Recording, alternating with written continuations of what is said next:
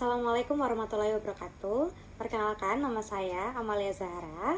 Saya mahasiswa Ilmu Komunikasi dari Universitas Muhammadiyah Yogyakarta sebagai peserta dari mata kuliah Riset Public Relation. Di sini saya akan menjelaskan mengenai audit komunikasi.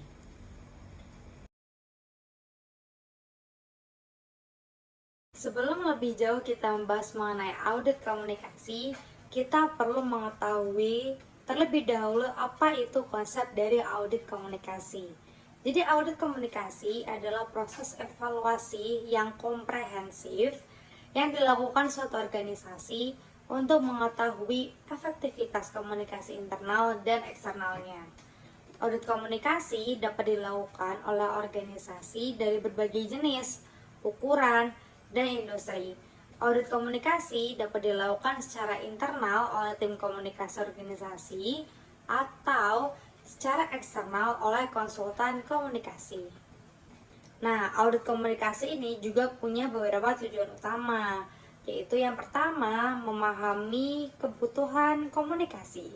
Jadi audit komunikasi itu dapat membantu organisasi untuk memahami nih apa yang mereka ingin capai dengan komunikasi mereka. Nah, nantinya audit komunikasi juga dapat membantu organisasi untuk memahami dan membantu organisasi tentang siapa yang mereka ajak komunikasi dan bagaimana mereka berkomunikasi. Nomor 2 adalah mengevaluasi efektivitas strategi dan program komunikasi. Jadi audit komunikasi dapat membantu organisasi untuk mengevaluasi gitu ya, apakah strategi dan program komunikasi mereka sudah efektif. Audit komunikasi juga dapat membantu organisasi untuk mengidentifikasi area-area yang perlu diperbaiki. Dan yang terakhir, mengidentifikasi rekomendasi untuk perbaikan komunikasi. Jadi audit komunikasi dapat membantu organisasi untuk mengidentifikasi rekomendasi untuk perbaikan komunikasi mereka. Jadi rekomendasi ini bisa mencakup hal-hal seperti perubahan komunikasi, perubahan program komunikasi, atau perubahan sumber daya komunikasi.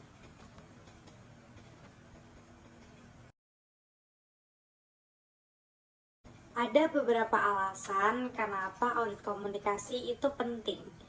Yang pertama, untuk mengetahui apakah program komunikasi dapat berjalan dengan baik. Yang kedua, untuk mendiagnosa masalah yang terjadi atau masalah potensial yang berkaitan dengan komunikasi. Yang ketiga, untuk melakukan evaluasi terhadap kebijakan baru dan praktik komunikasi yang terjadi.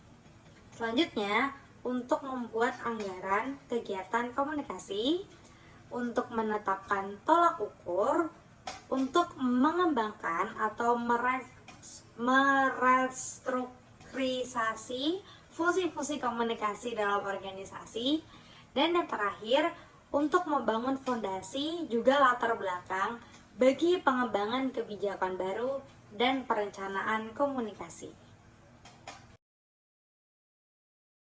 Nah, selanjutnya ada beberapa hal yang perlu kita ketahui dalam audit komunikasi, yaitu adalah hal-hal yang diaudit. Jadi dalam audit komunikasi pastinya ada hal yang diaudit kan. Nah, di sini aku bahas tahu nih hal-hal yang diaudit ada apa saja. Yang pertama adalah strategi komunikasi. Jadi strategi komunikasi ini adalah rencana yang menjelaskan bagaimana organisasi akan mencapai tujuan komunikasinya. Nah, hal-hal yang diaudit di strategi komunikasi itu yang pertama, tujuan komunikasinya. Yang kedua, target audiensnya. Yang ketiga, pesan komunikasinya. Yang keempat, saluran komunikasinya. Dan yang terakhir adalah evaluasi komunikasi. Hal kedua yang diaudit adalah program komunikasi. Nah, program komunikasi ini itu adalah serangkaian aktivitas yang dilakukan untuk mencapai tujuan komunikasi. Hal-hal yang dapat diaudit dalam program komunikasi itu, yang pertama ada tujuan programnya, kedua target audiensnya, yang ketiga pesan programnya, keempat saluran programnya, dan yang terakhir ada evaluasi programnya. Hal ketiga yang bisa diaudit itu adalah kebijakan dan prosedur komunikasi. Kebijakan dan prosedur komunikasi itu adalah aturan yang mengatur bagaimana komunikasi dilakukan dalam organisasi. Nah, hal-hal yang dapat diaudit dalam kebijakan dan prosedur komunikasi itu yang pertama ada penyampaian informasinya, yang kedua ada penyelesaian keluhan, dan yang ketiga ada keamanan informasi. Hal keempat yang diaudit itu ada organisasi komunikasi. Nah, organisasi komunikasi itu adalah struktur yang bertanggung jawab untuk mengelola komunikasi organisasi. Hal-hal yang dapat diaudit dalam organisasi komunikasi itu yang pertama ada struktur organisasi, yang kedua ada rekrutmen dan pelatihan, yang ketiga ada evaluasi kinerja. Hal yang bisa diaudit selanjutnya adalah sumber daya komunikasi. Sumber daya komunikasi itu adalah segala sesuatu yang dibutuhkan untuk melakukan komunikasi, seperti anggaran, staf, dan juga peralatan. Nah, hal-hal yang bisa diaudit dalam sumber daya komunikasi itu ada anggaran komunikasi, ada sumber daya manusia, dan terakhir ada peralatan komunikasi. Selain hal-hal tadi yang sudah disebutkan, audit komunikasi itu juga bisa diperluas lagi untuk mencakup hal-hal lain yang dianggap penting oleh organisasi. Seperti yang pertama, keberhasilan kampanye komunikasi. Yang kedua, kepuasan pemangku kepentingan. Yang ketiga, persepsi publik. Yang keempat, audit komunikasi merupakan alat yang penting bagi organisasi untuk meningkatkan efektivitas komunikasinya. Dan yang terakhir, dengan melakukan audit komunikasi, organisasi dapat memahami kebutuhan komunikasinya, mengevaluasi efektivitas serta strategi dan program komunikasinya, dan mengidentifikasi rekomendasi untuk perbaikan komunikasinya.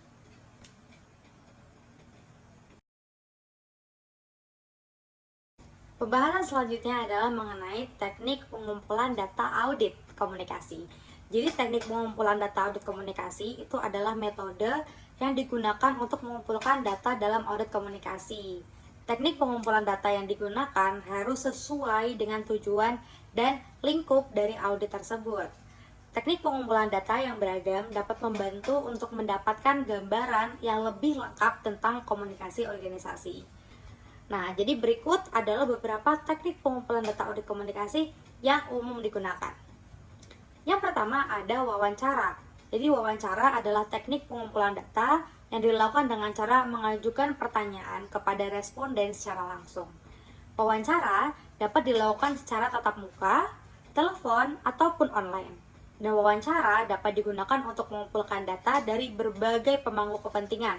Jadi dari karyawan, dari pelanggannya, dari investornya, dan juga dari masyarakat umum. Selanjutnya adalah survei. Survei adalah teknik pengumpulan data yang dilakukan dengan cara mengirimkan kuesioner kepada responden. Survei dapat digunakan untuk mengumpulkan data dari sejumlah besar responden secara cepat dan juga efisien.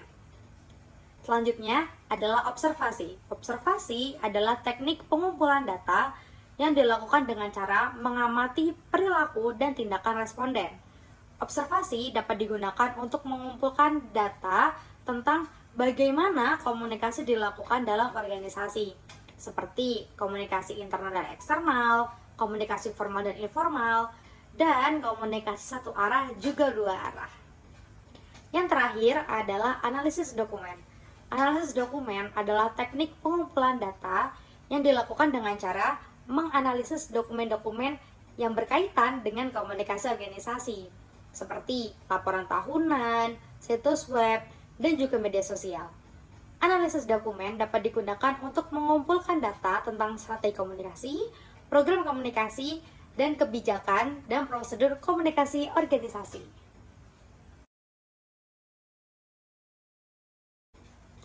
Selanjutnya adalah analisis jaringan sosial. Jadi analisis jaringan sosial adalah teknik analisis yang digunakan untuk memahami struktur dan hubungan antar individu dalam suatu jaringan. Analisis jaringan sosial dapat digunakan untuk mengidentifikasi pemangku kepentingan, kunci, jalur komunikasi yang penting, dan hambatan komunikasi. Yang kedua adalah analisis aliran informasi. Ini merupakan teknik analisis yang digunakan untuk memahami bagaimana informasi mengalir dalam suatu organisasi. Analisis aliran informasi dapat digunakan untuk mengidentifikasi sumber informasi, penerima informasi, dan hambatan dalam aliran informasi.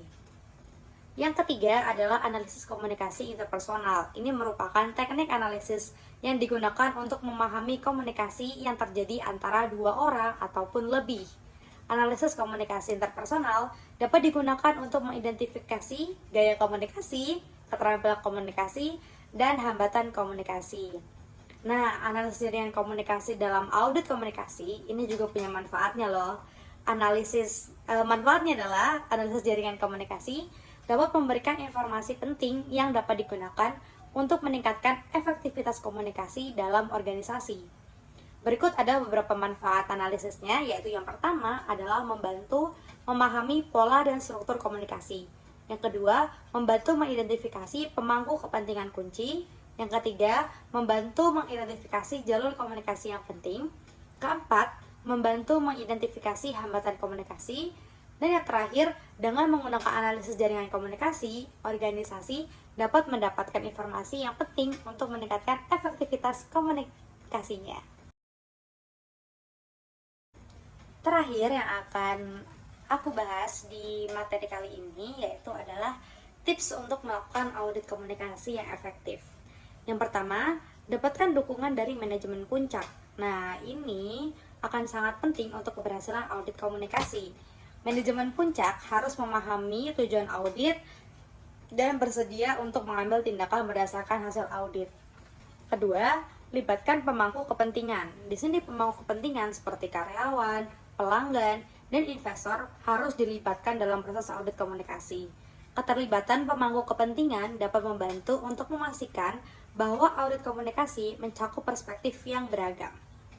Selanjutnya, gunakan metode yang sesuai. Metode pengumpulan data yang digunakan harus sesuai dengan tujuan dan lingkup audit.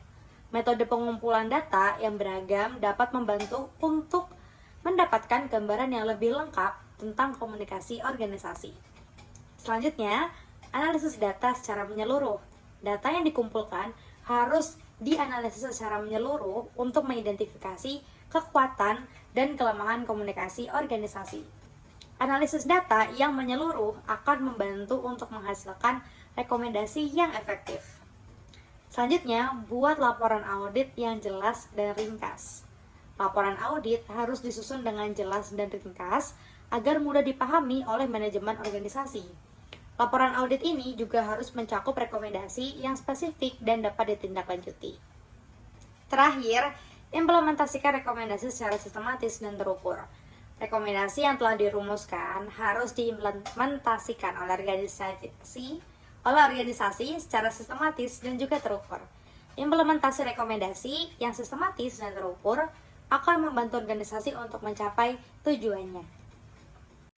Baik, itu adalah presentasi saya mengenai audit komunikasi.